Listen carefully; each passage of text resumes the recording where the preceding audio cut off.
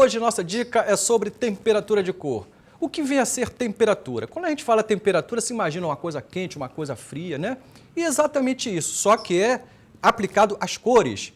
Na fotografia, no cinema, no vídeo, esse termo usado, temperatura de cor, ele é para determinar se a cor é mais fria ou mais quente, ou se ela é branca. Então, ela está determinada pela temperatura Kelvin, graus Kelvin. O que vem a ser grau Kelvin? A temperatura de cor, ela sempre é colocada para fotografia, vídeo e cinema, entre 2.000, 10.000, chega a variar até 30, 20 mil graus Kelvin. Então, quanto maior a temperatura, mais azul. Quanto menor a temperatura, mais amarelo, mais alaranjado.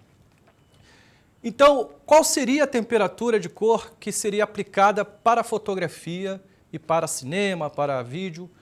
Seria exatamente a temperatura de cor que for definida na paleta de cores, junto lá com o diretor de arte, diretora de arte ou diretor de fotografia. Normalmente isso é uma concepção da visão de como vai ser o filme. Existem vários filmes que puxa para uma cor, puxa para outra, várias cores, tudo muito colorido. Isso é pensado na paleta de cores. E como essa cena é iluminada? E aí nós temos que pensar em 3 formas de se iluminar uma cena. Uma forma quente, uma forma fria ou uma forma natural, né? Aquelas cores que nós costumamos enxergar no dia a dia. Mas podemos observar também que a natureza ela nos fornece várias temperaturas de cor ao longo do dia. Vamos ter como referência o sol, um dia de céu claro, né? Sem nuvens e aquele sol lindo, maravilhoso nascendo lá pela manhã e se pondo lá para o final da tarde. E aí a pergunta: nesse começo do dia e o final do dia, existe uma variável de temperatura de cor, né? Ela começa em torno de 2.000, né? Na verdade, ela começa bem mais azulada, ela começa fazendo um círculo inverso, como daqui até ali, começando ou terminando o dia. Então, nós temos um dia bem azulado, ele vai ficando assim meio avermelhado, alaranjado, meio amarelo, aí depois tu começa a ficar assim de novo meio azulado, meio branco, até chegar meio branco, depois começa de novo branco, azulado, azulado, e vai azulando cada vez mais, aí vem de novo o pôr do sol, lá aquele alaranjado, aquele avermelhado, e aí vai de novo para o azulado e acabou. O que dá essa sensação da percepção das cores, né, a gente chama de temperatura de cor. Então, qualquer pessoa que olhar uma fotografia, vendo aquele final de tarde, aquele sol lindo, maravilhoso, a pessoa vai imaginar, poxa, mas está aquele tom quente, né? Aquelas cores vibrantes, aquela cor quente. E no inverno é ao contrário, aquela coisa meio cinzenta, meio azulada, tal, então é uma cor fria. Então, em relação à temperatura de cor, as coisas são invertidas, né? Quanto maior a temperatura, mais fria. Quanto menor a temperatura, mais quente. Desde o alaranjado até o azulado. Então, nós temos ali, né, uma variável de temperatura de cor que nós colocamos o nome de temperatura grau Kelvin, certo? Vou fazer aqui uma explanação para vocês, um pouco na prática, de como funciona isso. Na televisão, no cinema e na fotografia, nós chamamos de cores aditivas. São cores que são colocadas da luz, que vêm da luz. E aí, a sensação, porque as cores, na verdade, é uma sensação, são frequências, né? E nós percebemos essa diferença exatamente pelas ondas, né, de frequência que nós conseguimos enxergar. Então, se estivermos num lugar que não tem luz nenhuma, nós não enxergamos absolutamente cor de nada, né? Ou se a gente tem uma cor predominante dentro daquele ambiente, nós começamos a enxergar as cores de forma erradas, como nossos olhos conseguem enxergar no dia a dia. Para a gente ter certeza que aquelas cores elas são exatamente como elas estão descritas, né, como elas estão postas pela natureza, né, e que os olhos estão enxergando, nós temos que ter uma luz branca, uma luz que seja 100% branca. E como analogia a isso, nós sempre colocamos como referência, né, a luz do sol. A luz do sol ela tem precisão na temperatura de cor. Não é pelo sol, exatamente pela inclinação do sol que faz essa temperatura ser modificada. Ao exemplo, no horário entre 11 horas da manhã até 1 hora da tarde, mais ou menos, nessa variável, a temperatura de cor fica em torno de 5.000 graus Kelvin, que é mais ou menos o branco que nós enxergamos. Então, quando nós temos uma projeção dessa luz do sol em qualquer objeto, em qualquer coisa, nós conseguimos enxergar pelas ondas, né, a frequência, as cores como elas são de verdade. Né? Se nós tivermos um local, estivermos no local onde no final da tarde tem aquela luz alaranjada projetada sobre alguma coisa, nós não vamos enxergar exatamente as cores como elas são de verdade, porque nós temos uma interferência do alaranjado ali. Isso serve para luzes artificiais também. Se nós temos a junção das três cores, as ondas por iguais, o vermelho, o verde e o azul, quando nós falamos de cores para a televisão, para o cinema, para a fotografia, nós estamos falando de RGB. Né? Então, nós estamos falando de vermelho, verde e azul. Para cinema e televisão, as cores elas funcionam assim, na fotografia também. Então, o que acontece? O verde, o vermelho e o azul, essas três cores juntas, projetadas de forma aditiva, elas transmitem a luz branca. Se elas juntarem, todas as três, elas juntas elas formam a luz branca. Então, na verdade, o que é a luz branca? A luz branca é a junção de todas as cores na mesma força, chegando até os nossos olhos. Então, nós enxergamos o branco. Então, poderia dizer que o branco é uma adição dessas três cores? Sim, exatamente isso. Vocês podem fazer essa experiência juntando três lanternas de cores distintas, vermelho, verde e azul, juntando todas elas no mesmo ponto focal, vocês vão ver que vai projetar luz branca. Isso é cor aditiva. A cor subtrativa, que é a cor exatamente de pigmentos, ela funciona de um pouco diferente. Mas vamos colocar de outra maneira. Da mesma forma que nós temos essas que a gente chama de gelatinas, elas também fazem... elas interferem também na qualidade da luz. Se você pegar uma gelatina dessa vermelha e colocar frente aos seus olhos, você não vai conseguir enxergar as cores como elas são, porque elas têm uma predominância do vermelho. Da mesma maneira, o verde. Da mesma maneira, o azul. Então, como é que nós enxergamos? Nós enxergamos porque a luz branca, ela reflete sobre um objeto, e esse objeto volta para os nossos olhos e os nossos olhos fazem a leitura daquelas ondas, né, em frequência. E aí nós enxergamos as cores como elas são, certo? Então, se projetarmos aqui, o exemplo disso é aquela luz de boate, aquela luz de danceteria, aquela luz, né, ultravioleta, aquela luz azulona que fica lá acendendo lá dentro do salão. E quando aquela luz é acesa, praticamente nós não enxergamos absolutamente nada como é de verdade. Por quê? Aquela luz é uma luz predominantemente. E qualquer luz predominante, ela faz que todo o ambiente fica da mesma cor. Ué, mas as cores não são diferentes? Sim, mas são diferentes quando a gente tem uma luz branca sobre elas. Se a gente não tem, a gente começa a ter problemas com essas cores. E é exatamente isso que se chama temperatura de cor e ajuste de cor que nós temos que fazer para o nosso equipamento. Então, foi convencionado, já de muitas décadas, que as temperaturas padrões para cinema, fotografia e vídeo são aquela iluminação que é feita para tungstênio e daylight. O que vem a ser tungstênio? Tungstênio é um filamento, é um metal, é um gás, que ele está exatamente, quando ele se aquece, ele tem uma certa temperatura de cor. Inclusive, foi até a maneira que se chegou à conclusão qual seria o branco na temperatura aquecida. E foi aquecido um metal, e esse metal, sendo aquecido cada vez mais tempo, ele foi mudando de cor. Ele chegou do laranja, vermelho, laranjado, branco, depois de novo continuou aquele ciclo. Né? Começou a azular até ficar um azul bem forte, foi sendo aquecido. E chegou-se à conclusão que o branco, né, para medição de temperatura de cor, é exatamente em torno de 5.000 graus Kelvin. Se convencionou que 5.600 graus seria a cor branca ao meio-dia do sol, por exemplo. Isso estou falando dias normais, né, com céu claro, tal, enfim, não com intervenções de nuvens, com interferência de nuvens, que aí você começa a mudar tudo. Né? Onde você não tem, você pode observar que aquele dia que está o céu todo carregado, cheio de nuvens, fica tudo cinza. Você não consegue enxergar as cores das coisas como elas são de verdade. Por quê? O sol não está aparecendo. Tem uma formação de nuvem muito carregada e faz com que o céu fica interferindo nas ondas, né, do Sol, a frequência do Sol, e aquela onda ela não consegue vir com a mesma força daqueles raios de cores, vou dizer assim, e nós não conseguimos interpretar. Isso acontece também com a câmera. Então, quando a gente está gravando e a gente percebe aquela imagem meio alaranjada, meio azulada, né? Isso é porque existe um erro, né? Talvez de ajuste de temperatura de cor do equipamento. Talvez essa câmera ela esteja ajustada para a temperatura errada.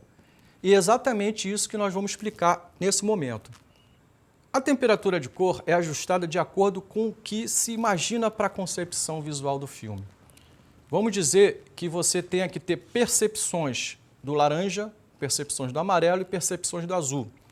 Como você pode ter percepções, quando eu falo amarelo e falo azul, vou estar citando exemplos de luzes práticas. Luzes práticas são aquelas luzes colocadas na cena, tipo luz de abajur, todas as luzes que aparecem na cena. Aparece na cena uma luz de parede, uma lâmpada, um abajur, qualquer coisa que apareça na cena se chama de luz prática. E essa luz prática, ela costuma dar um clima na cena. Então vamos dizer que a cena se passa numa sala, né, onde tem uma pessoa sentada à lareira e ali tem um abajur ao lado dela. Então, lógico que a luz do fogo, né, é uma luz alaranjada, uma luz puxada um pouco para o vermelho, meio alaranjado, e a luz do abajur é uma luz quente. Então, seja só, uma pessoa no inverno se aquecendo numa lareira dentro de uma casa, né? Você poderia dar um azulamento para dar a ideia de que é um clima frio, e você poderia dar um alaranjamento do abajur e da lareira. Então, entre o laranja e o azul, como é que eu posso fazer um ajuste perfeito para aparecer bem o azul e aparecer bem o laranja? Óbvio, se nós usamos luzes práticas, essa luz tem uma temperatura de cor. E pelo fabricante informa exatamente qual é a temperatura de cor daquela lâmpada. Veja só, se aquela temperatura de cor da lâmpada, da luz prática, é amarela, eu tenho ali uma luz amarela que eu não posso estar numa temperatura de cor ajustado para a câmera que vá para o amarelo. Ou seja, eu não posso estar ajustado uma temperatura de cor para 3.200, por exemplo, né? Se ela tiver ajustada para 3.200, esse amarelo praticamente já começa a ser anulado, porque o 3.200 é amarelo. Essa temperatura de cor é amarela. Então, se eu faço um ajuste para a câmera para 3.200, eu estou amarelando, eu estou tirando o amarelo. E eu estou dando uma distância para o azul, ou seja, quanto mais baixa a temperatura de cor da câmera for ajustado, mais as temperaturas altas vão predominar. Então, o que seria amarelo vai ficar mais para o branco, o que seria azul vai ficar cada vez mais azul. Como é que se resolve essa questão? Se eu quero mostrar o amarelo do abajur, das luzes práticas, se eu quero mostrar o laranjado da lareira e se eu quero mostrar o azulamento, né, eu vou trabalhar não com 5.600. Por que eu não vou trabalhar com 5.600? Porque o 5.600 foi determinado que uma luz ela é branca, luz do dia, mas ela tem um pouquinho de azulamento, né? Então, o que ocorre? Os nossos olhos ele costuma fazer os ajustes automaticamente e a gente não percebe isso. Se você tiver um dia dormindo dentro de um ônibus ou uma condução que você estiver cochilando e você de repente acordar, seja de dia ou um dia de sol, você vai ver tudo meio azulado. É porque nossos olhos levam um tempo para ajustar. E esse azulamento exatamente é a temperatura de cor mais ou menos externa. Então nós iríamos trabalhar com uma temperatura não que fosse 3.200 nem que fosse 5.600. Poderíamos trabalhar com, por exemplo, um 4.000. Que está longe do 3.200, mais ou menos longe do 3.200, está um pouco afastado, você já começa a perceber o amarelo. E o azulamento, já que você está um pouco distante de 5.600, que o azulamento ele começa exatamente a partir de 6.000, por ali, que está muito próximo de 5.600, você consegue perceber um pouco mais azul. Então você consegue perceber o alaranjamento da lareira, dá um pouquinho da lâmpada, e consegue perceber também o azulamento dali, que é a luz do dia, a daylight, que normalmente são refletores, tipo, tem vários refletores. Então eu vou falar já sobre isso. Então, nós temos ali uma diferença. Isso também pode ser conferido no monitor, no waveform, no vectoroscópio. São equipamentos de medições, até um espectrômetro. Ou você pode trabalhar com 5.600, continua trabalhando com 5.600 sem problema algum. O amarelo vai continuar amarelo, ele inclusive vai ficar até um pouco mais amarelo. Mas só que você trabalhar com refletores de 5.600, que é o problema. Se você vai trabalhar com refletores de 5.600, para você perceber o azulamento, já que você ajustou ela para 5.600, ou seja, aquela luz ali ela vai ficar branca. E se você quer o azulamento, você tem que começar a colocar isso aqui, gelatinas de correção. Na verdade, seriam o que a gente chama de CTB. Essa aqui. Você começa a ajustar a temperatura para subir um pouco mais com gelatinas de correção. Existem vários fatores, né? 1/8, 1/4, meia, 3/4, até o full. né, que ele fica mais azulado. Então você tem que colocar essa gelatina para ela azular mais do que ela já é, mais do que ela, do branco ela passa a ser azulada. Então nós temos uma variável na temperatura de cor que você quer trabalhar. Vou citar o exemplo como 5.600.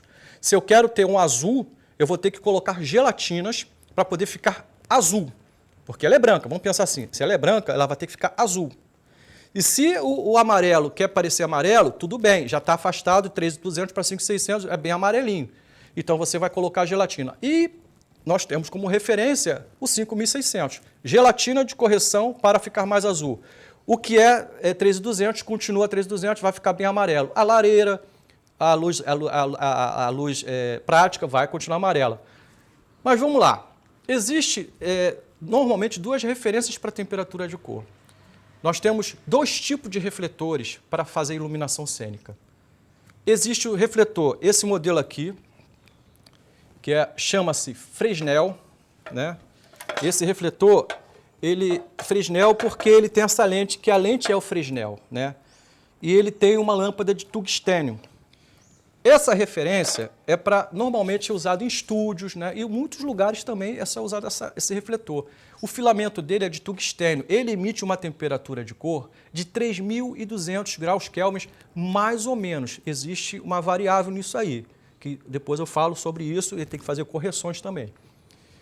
E nós temos esse modelo de refletor, que esse aqui é um Aperture, né? E ele tem 5.600 graus Kelvin, também ele está com uma lente Fresnel. Ou seja, os dois são Fresnel, né? Os dois são Fresnéis. Só que um é para tungstênio, o outro é um LED ajustado para 5.600 graus Kelvin. Como é que nós sabemos que a temperatura é exatamente essa dita?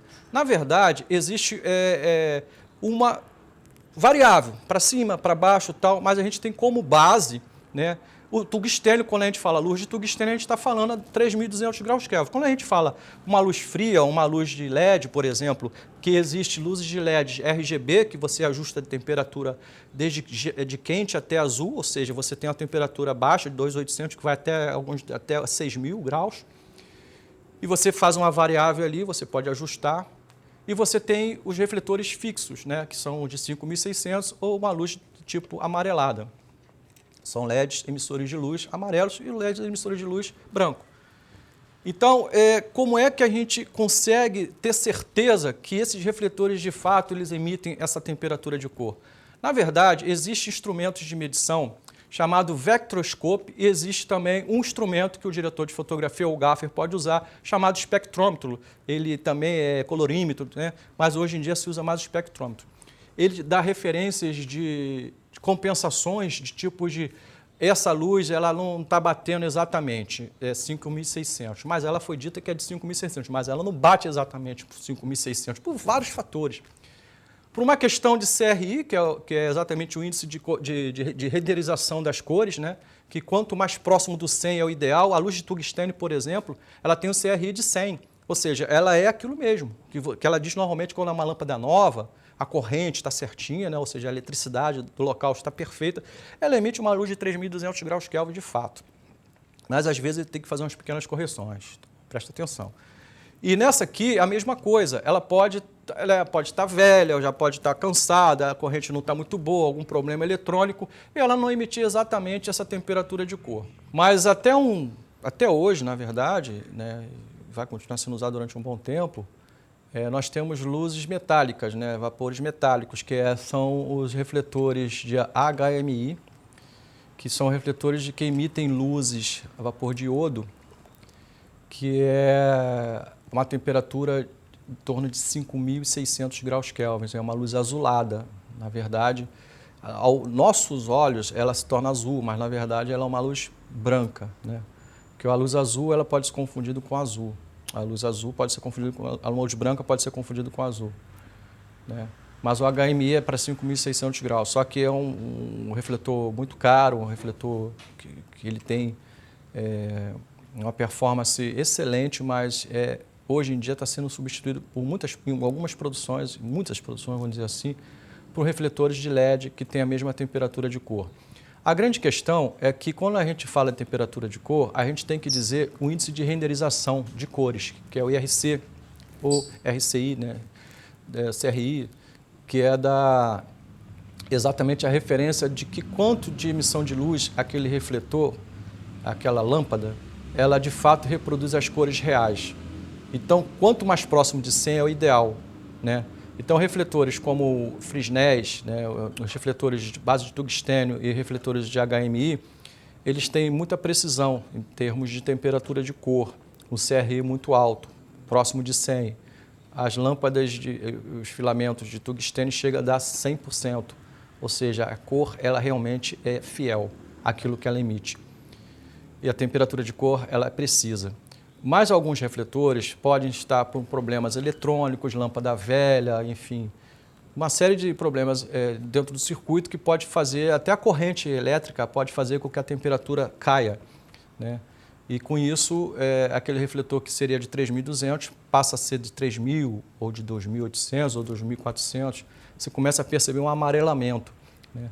Então esse amarelamento é exatamente por questão de queda de tensão, problemas eletrônicos e tal, enfim. Então, isso tudo tem que ser conferido para você, não nos olhos, no monitor, ter certeza que aquilo é aquilo mesmo. Mesmo que o monitor esteja calibrado, nossos olhos podem estar num ambiente não muito controlado, onde tem diversas luzes vindo de vários lugares. Isso pode confundir nossos olhos e a gente achar que aquilo está certo. Então é por isso que existem instrumentos como o vectroscópio, o waveform e até o espectrômetro, que para você fazer a certificação da qualidade daquela luz, da intensidade da luz e das cores de fato como elas são, para você fazer as devidas correções no local, no set. Então, existem situações que você tem um refletor de 5.600, onde ele tem uma temperatura programada de 5.600, mas ele não está exatamente emitindo aquela temperatura. Só que você quer trabalhar, a tua câmera ela está calibrada, ajustada para trabalhar com 5.600. E você tem um refletor que supostamente ele é de 5.600. Mas ele não está emitindo aquela temperatura.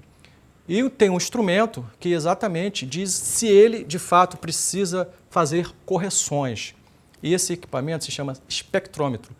E ele vai te dizer se ele começa a entrar na escala vertical. Porque quando a gente fala em temperatura de cor, a gente está numa escala horizontal, do amarelão para o azulão. E no meio do caminho, branco, certo? E aí nós temos uma escala, né, vertical que é chamada de tinte. Exatamente, que ela tende a puxar para o magenta ou para o verde. Então, nós temos que fazer a compensação. Quando a gente está falando de compensação, nessa escala aqui, a gente faz uma coisa muito próxima, que é chamado de cores subtrativas. Quando a gente quer anular o azul, a gente coloca o laranja. Quando a gente quer anular o laranja, a gente coloca o azul. É a mesma coisa no tinte. Quando você quer anular, né, ou você compensar o magenta, você coloca o verde e vice-versa, o verde no magenta. Então você começa a ter uma compensação de uma cor juntando, aditivando a outra cor. Se você está ligeiramente puxando para o verde, você compensa com um pouquinho de magenta. Se você está com a cor ligeiramente puxando para o azul, você compensa com o laranja. Então nós temos aqui dois exemplos. Esse aqui é o filtro de correção chamado CTB.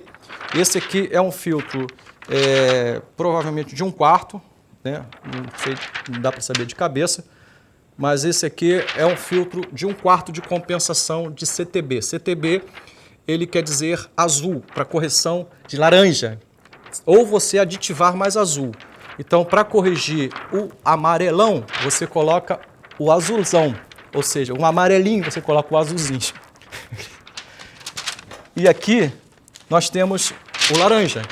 Então, para você compensar uma luz que está puxando para o azul, você adiciona o CTO, que é o orange, e CTB, que é de blue. Então, nós temos aqui a correção laranja para a luz que estão puxando para o azul, e o azul, CTB, que está puxando para o laranja. Está vendo? Uma mistura com a outra, certo?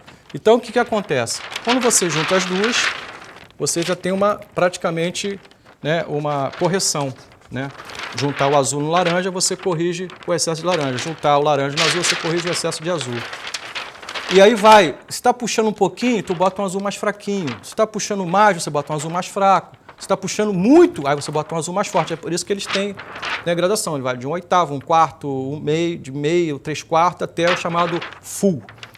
Então nós temos as correções para temperaturas de cor, que são esses dois filtros aqui, sendo que um mais forte do que o outro. Nós temos as compensações de tinte, que é exatamente o magenta e o verde, né? É a mesma coisa. Está puxando um pouquinho para o magenta, você corrige com o verde. Está puxando um pouquinho para o verde, você corrige com o magenta. Como é que a gente sabe disso? Na verdade, é muito difícil, aos olhos, a gente conseguir perceber isso. Isso é muito com a questão do filamento, a onda, né, de emissão de frequência daquele refletor, ele pode estar emitindo um pouquinho de magenta. O espectrômetro vai dizer.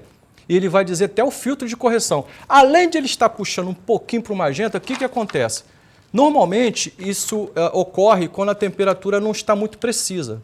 5.600 às vezes está com 5.400 e alguma coisa, dando um exemplo. E aí, nesse 5.400, o que está roubando para chegar naquela temperatura é exatamente algum acréscimo dessas cores, ou magenta ou verde, que faz desequilibrar a temperatura de cor. Aí o que ele vai te recomendar?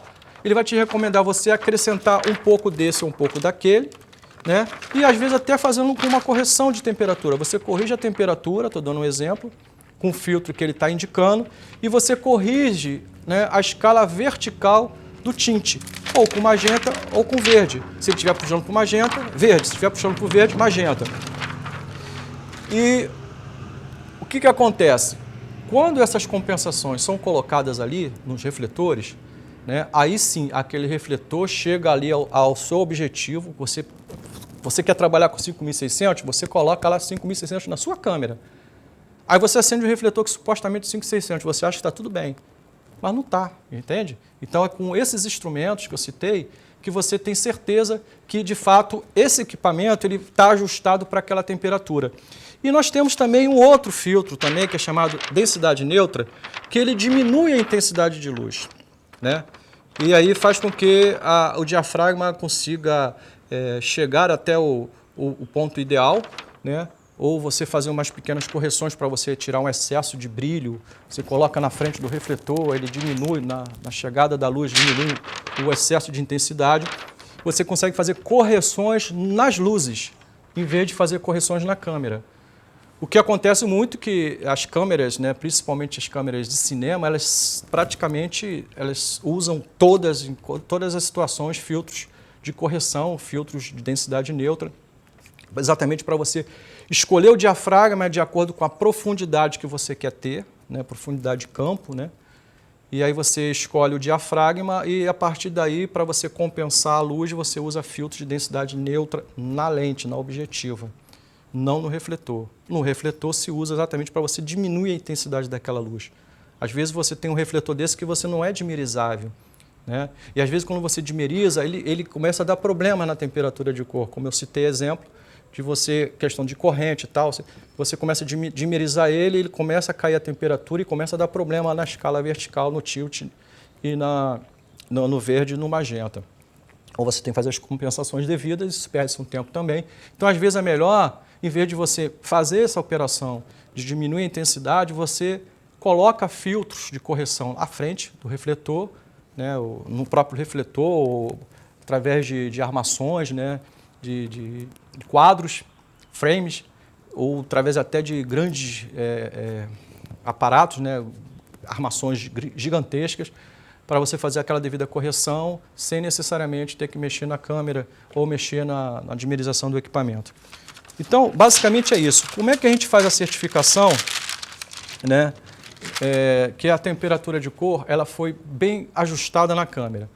Normalmente, as câmeras elas não fazem, né, vou citar como exemplo aqui na fotografia, mais voltado para cinema, né? Porque quando você está numa locação, você tem que bloquear aquelas luzes que não são bem-vindas. Muitas das vezes, né, aquelas luzes elas são filtradas, passam por processo de compensação de filtros através de cores, através de filtros NDs mesmo, para ela chegar com menos intensidade ou então com a cor certa, porque às vezes a luz do sol, eu quero projetar uma luz do sol, eu vou filmar durante horas ali, só que aquele sol tem que estar naquela posição sempre. Eu vou esperar o sol bater naquela posição? Não vou esperar, né? Se é um filme que tem orçamento, tem condições, nós vamos criar esse sol, né? Então, esse sol vai ser criado através de quê? Rebatimentos de grandes refletores, tipo HMI, né? Até próprio Fresnel, de grande potência, de 10.000 e assim vai. E ele vai projetar uma luz muito forte, né? E eu posso botar através de espelhos, né? Rebater aquela luz no espelho para devolver aquela luz para o local que eu quero. E ali, a partir daquele local, nós vamos fazer uma intervenção com bloqueadores de luzes para exatamente aquela luz chegar, exatamente como ela deve chegar. Porque o que ocorre é que na luz ambiente, mesmo ela sendo de dia, ela tem interferência de vários outros fatores. Vamos citar o exemplo, onde você tem um local onde tem paredes azuis, paredes amarelas, paredes de todas as cores, né? Às vezes até a grama verde que a gente enxerga ali, né? Isso reflete, ela volta, né? Numa superfície branca e ela vai ser uma mistura de todas aquelas cores. Então, na verdade, a câmera, se você for fazer o balanço de branco daquela câmera, ela vai pegar a mistura de todas aquelas cores que estão naquele ambiente, predominantemente refletindo naquele anteparo que você está usando, né? A maioria das pessoas usam um anteparo branco, tipo papel ofício, parede branca, isopor. Vou citar o problema de usar exatamente esse tipo de anteparo.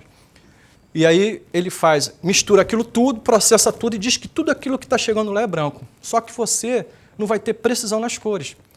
Se você bater o branco debaixo de uma luz amarela, ela vai corrigir o amarelo. Se você bater o branco debaixo de uma luz branca, ela vai corrigir o branco. Ou uma luz azulada vai corrigir o azulado. Então, ou seja, você não vai ter precisão de nada. Só para aquele take ali, talvez, né? Então, para isso, que a direção de fotografia ela muito se preocupa com o bloqueio das luzes estranhas ao ambiente, aquilo que você planeja, né? Você apaga as luzes todas do ambiente, você troca as lâmpadas, você modifica, né? Usa modificadores, que são vários tipos de equipamentos que você modifica a quantidade e a qualidade da luz.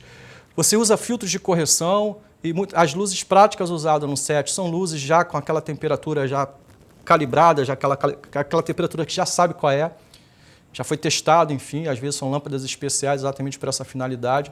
E aquele ambiente todo é controlado a luz. Por quê? Porque a luz que está entrando ali é a luz cênica, não a luz invasora. Vamos lá que você esteja filmando numa casa e tem um poste de vapor de sódio ou de iodo do lado de fora. Aí você tem um problema, porque aquela luz vai entrar na sala, vai entrar pela janela e vai interferir na tua iluminação. O que você tem que fazer? Você tem que bloquear aquela luz. Existem duas maneiras de se fazer isso. Ah, mas aí você quer usar uma parte da luz da varanda que tem que aparecer na cena, porque é uma cena de lua cheia, não sei o quê. Aquela luz vapor de sódio só tem duas maneiras de se resolver. Ou você troca aquela luz, né, por uma outra lâmpada, normalmente a gente chama de space light, a gente bota um sistema especial de lâmpadas que é a temperatura que a gente planeja em colocar, ou você bloqueia aquela luz. Não deixa aquela luz chegar até o local onde você vai ter os seus equipamentos iluminando a cena. Então, todas as luzes externas elas vão interferir na qualidade da temperatura de cor. Por isso que se bloqueia essas luzes ou se simplesmente se troca todas as lâmpadas para você ter exatamente aquela temperatura de cor. Isso em ambientes fechados ou abertos, em estradas, em ruas, em locações, né?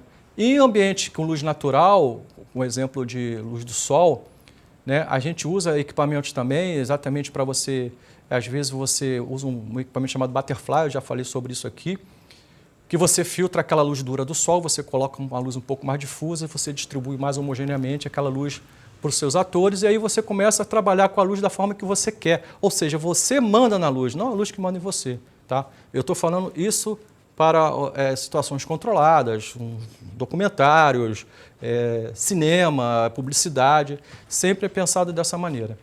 E existe também, eu já falei, vou falar de novo, a forma correta de fazer o ajuste de branco, né? No cinema e na fotografia, você escolhe o ISO da tua câmera, você escolhe o diafragma, você escolhe a temperatura de cor que você vai trabalhar. E você preseta a câmera naquela determinada temperatura e aí, a partir do momento você faz as correções de luz, né, de acordo com o equipamento que você tem, com instrumentos, como eu já citei aqui, que você começa a calibrar a tua luz em função do ajuste que você fez na câmera. Não ao contrário. Você que vai dizer a temperatura de cor que você quer trabalhar em função daquilo que você quer obter na imagem. Então, se você tem, né, uma temperatura de cor pré-ajustada na sua câmera, você já tem toda a exposição ajustada, foco, abertura. Isso você vai começar a dizer para a luz, é assim que eu quero. Essa luz está muito forte, essa luz está muito dura, essa luz está muito difusa, essa luz está com a temperatura um pouco alta, um pouco baixa. Ah, existe uma compensação que tem que ser feita para magenta ou para verde. E isso você vai ter que fazer vendo a imagem no monitor de referência, junto com instrumentos de medições, como o vectroscópio e o waveform, que hoje no digital funciona assim. E com o espectrômetro também. Então, se você tem aquela qualidade de luz já aferida e no teu monitor está dizendo que está ok e você tem certificações que de fato está ok, você pode filmar que vai dar tudo certo. Agora, se você confiar em bater o branco da tua câmera, né, e principalmente bater o branco numa folha de papel branca, que a folha de papel branca, vou dar o exemplo aqui, o papel ofício, ele não é 100% branco. Ele puxa para o anil. Ele tem um pouquinho de azulamento naquele papel. Então, quando você bate o branco num papel de folha, numa folha de ofício, ele vai corrigir uma temperatura mais alta. Ou seja, o que seria 5.600, ele vai dizer que é 6.000. Então, você vai ter uma diferença de alguns graus aí para cima. Então, o correto, se você não tem o equipamento correto, que é exatamente a escala de cinza aqui, ó, um cinza 18%, que a gente chama de 18%, um cinza médio para bater o branco aqui, né? Ou você vai bater o branco no branco, eu digo para você que o ideal é que você faça esse ajuste, né, numa folha de isopor, né, ou não num papel ofício, no pior das hipóteses. Mas se você tem esse anteparo, é melhor ainda, porque aqui o cinza é de 18%, o seu diafragma, o fotômetro da sua câmera, quando você coloca no diafragma automático, na íris automática, ele vai buscar o cinza médio. E exatamente isso que está aqui. É por isso que eu falo foco automático. O foco, não estou falando do foco, estou falando do diafragma da íris automática. Colocou no automático, ele vai fechar e vai buscar o centro. Lá na equalização da imagem, vai buscar o centro e vai dizer, esse é o cinza médio, esse é o cinza. O que a câmera busca, na verdade, são os tons médios. E se você colocar no branco, ele, quando você for fazer esse ajuste, ele vai ficar cinza. O branco vai ficar cinza.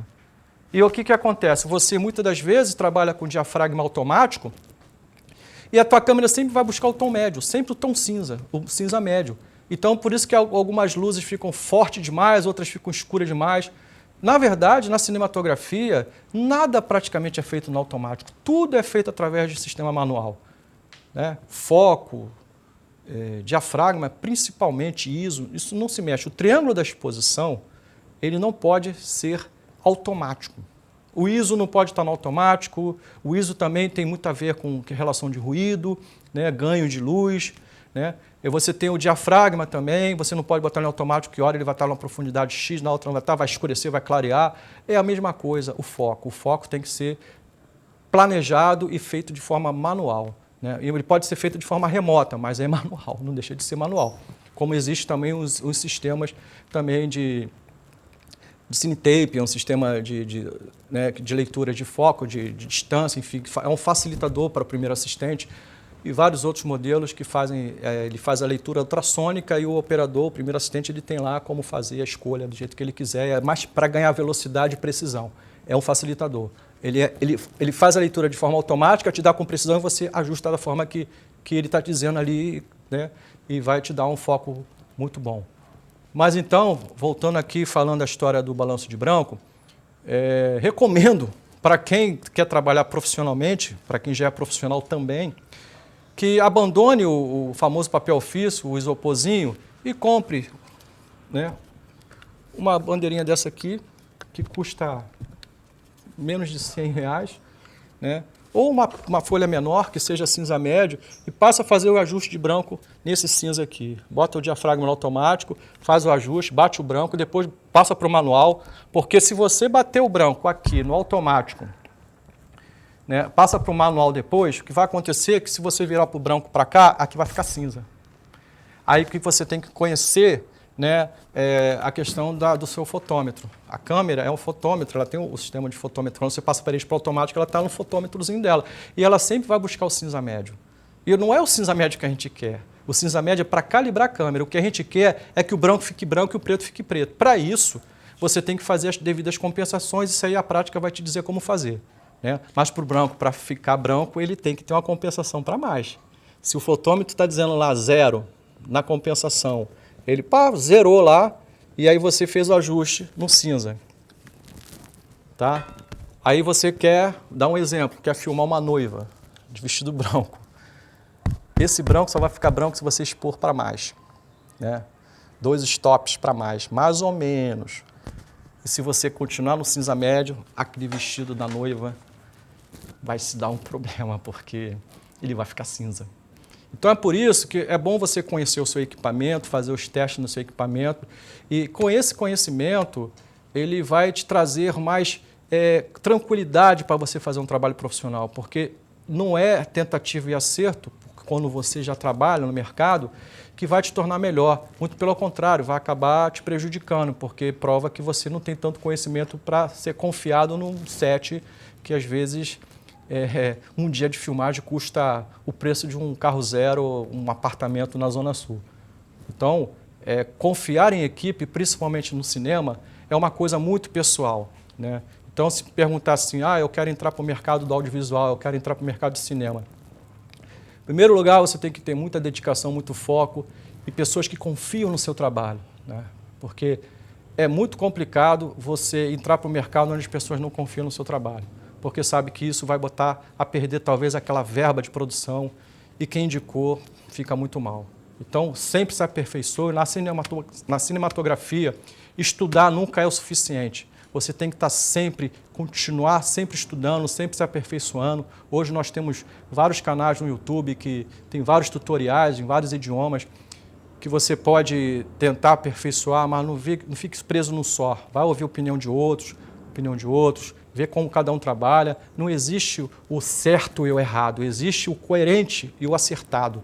Então, se você, às vezes, faz um trabalho muito bem feito e o seu cliente fica muito satisfeito, mas não se dê por convencido que você é o melhor, não. Continue estudando, continue se dedicando, porque eu tenho certeza que cada vez mais você vai pegar uns trampos, né, uns trabalhos muito melhores, porque a confiança faz com que você assuma outros compromissos de maior complexidade. Tá bom, gente? A dica de hoje foi essa. Eu sou Eduardo Guimarães, do canal EduGui. Se você ainda não se inscreveu, se inscreva que ainda dá tempo. Não deixe de deixar aquele likezinho. E se tiver alguma dúvida, alguma sugestão, faça um comentário lá no canal, tá ok? Aguardo você na próxima. Um forte abraço.